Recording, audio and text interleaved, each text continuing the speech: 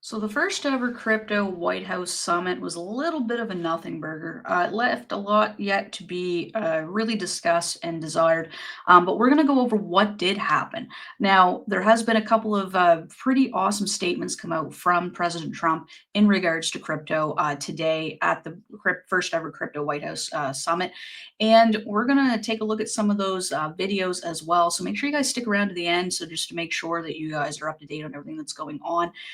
I am cryptoFOXXY, and thanks so much for tuning in. Make sure you guys hit the like button, subscribe to the channel if you haven't already, and follow me on X as well if you are watching there.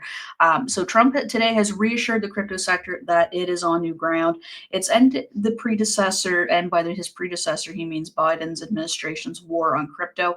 That is coming to an end here with Trump's administration. He says he wants to also sign a stablecoin legislation before Congress breaks for the August recess.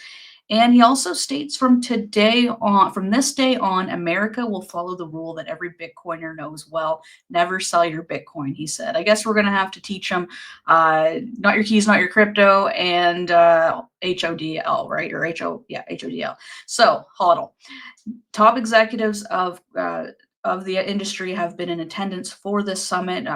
As top executives from Coinbase, Ripple, Kraken, Gemini, Chainlink, Robinhood, plus many others. So let's get into what was talked about. I'm going to play a couple of clips for you guys, and hopefully you guys can hear this okay. I'll make sure my volume is up a little bit here, and I hope it's not too loud. So this is the first clip that I'm going to play for you guys. This is basically Trump opening up the summit with a few words from him. So let's listen in. And welcome to the first ever White House Digital Asset Summit. I know that many of you have been fighting for years for this, and it's an honor to be with you at the White House. I want to thank the White House AI and crypto czar David Sachs, Treasury Secretary. This is David right here, in case you don't know. You know David. And a man who's doing a great job as Secretary of Treasury, Scott Bessent, who's right here. Scott. So a couple of these guys, he's going to go on and introduce basically who's all with him there. And then we're going to get on to the next video here. So let's listen in. This one's a little bit more detailed, a little bit longer. So just bear with me here. Promise to make America the Bitcoin superpower of the world and the crypto capital of the planet. And we're taking historic action to deliver on that promise, as you know, around the table.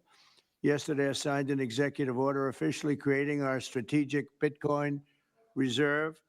And this will be a virtual Fort Knox for digital gold to be housed within the United States Treasury. That's a big thing, Scott. Digital Fort Knox, something. But a lot of this we already knew, but the federal government is already among the largest holders of Bitcoin, as you know, really one of the largest holders in the world, with as many as 200,000 Bitcoin obtained via civil law and various other forms of law, and including enforcement actions. These existing holdings will form the foundation of the new reserve. Unfortunately, in recent years, the U.S. government has foolishly sold tens of thousands of additional Bitcoin that were worth billions and billions of dollars had they not sold them, but they did sell them, mostly during the Biden administration. He then goes on to just kind of talk about how Biden kind of messed up the industry, and basically his stronghold, I guess, on the crypto industry. And then we have one more video here for you guys. This is from the secretary here. On behalf of the American people, your administration is moving at tech speed. It's really amazing. It's actually faster than any startup that I've been part of. Is that your administration moves even faster? There's a lot of fluff in this as well. People congratulating Trump and thanking him for being here. And thank you again for this opportunity. Thank you, David, very much. Appreciate it. And now we're going over to now I just want to pass the ball to Secretary Bessent. Or Secretary, sorry, yeah. Good. David, so today When President Trump has signed the executive order to establish the strategic Bitcoin reserve and stockpile, we're going to position the United States as a leader among nations in the digital asset strategy. It's important for the United States to recognize this fact and get ahead of the other nations in the digital age. We applaud the president's direction to use the digital assets already in possession of the nation. It's a lot to We ask, are isn't it? going to establish this Bitcoin reserve. We use this authority to augment the asset side of the United States balance sheet. As I've said many times, President Trump is creating assets for the American people, while most past presidents have created debt. And a large part of this asset program can be in digital assets. We are going to end the regulatory weaponization against digital assets. The Biden administration's actions did nothing other than punish innovators. So they basically go on to say that, like I mentioned, they're going to be signing something in terms of stablecoin usage there. What actually was it from? He wants to sign a stablecoin legislation before Congress breaks for the August recess. So that'll be something interesting.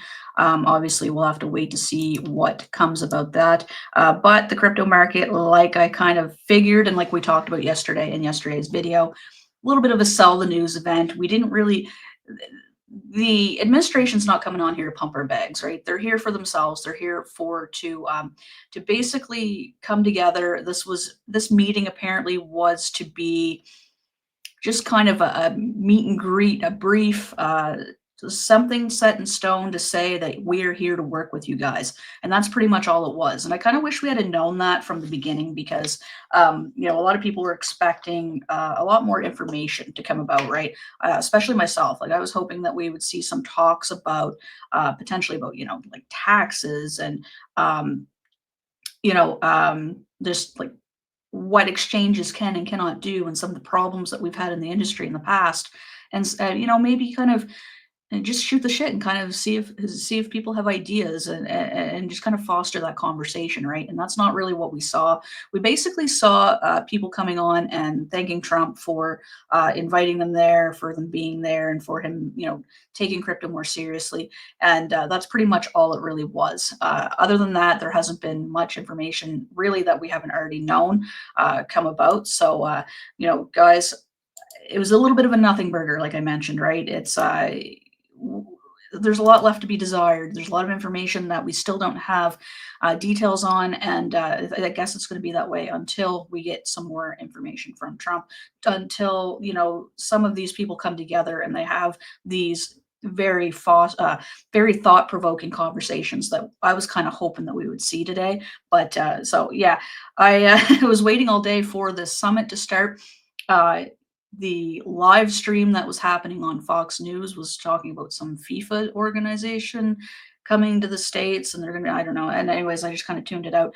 And when I went and got a shower and came back and I logged back into my computer, the summit was basically over. So I just saved you guys some time from having to look that up. It was really nothing really major. More of a, hey guys, I'm here to work with you. Everybody thank me and kiss my ring. So that's pretty much all it was. So obviously, I'll let you guys know if anything else comes about this. The crypto market's not really reacting very well to this news because it's not what we expected. And really what the problem is in the industry is people's imaginations will run if you don't tell them what it's about. People didn't know what to think and what to expect for today because it wasn't really communicated very well by the administration.